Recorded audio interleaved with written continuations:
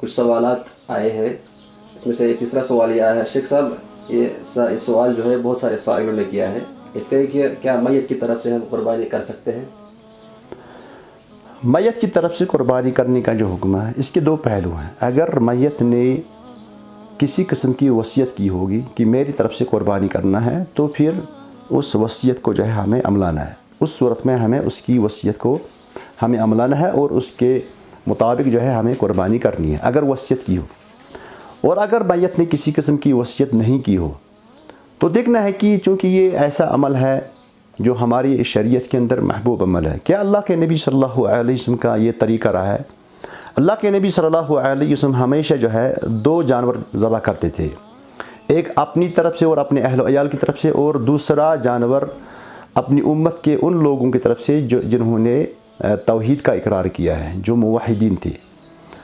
اور ہم دیکھتے ہیں کہ اللہ کے نبی صلی اللہ علیہ وسلم کی حیات مبارکہ میں ان کی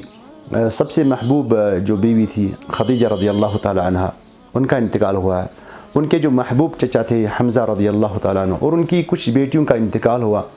لیکن کہیں بھی یہ بات ثابت نہیں ہے کہ اللہ کے نبی صلی اللہ علیہ وسلم ان لوگوں کی طرف سے مستقل کوئی قربانی کرتے تھے۔ تو اس طرح سے دین کے اندر کسی نئی چیز کو فروغ دینا یہ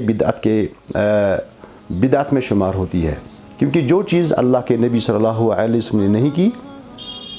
اس میں ہمارے لیے کسی قسم کی بہتری نہیں ہے، جو چیز انہوں نے چھوڑ دی تو اسی میں ہمارے لیے بہتری ہے۔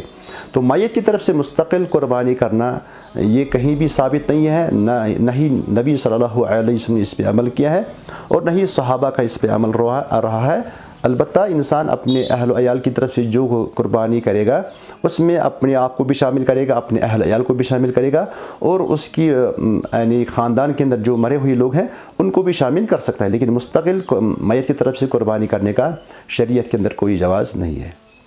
جزاک اللہ خیر و احسن الجزاء۔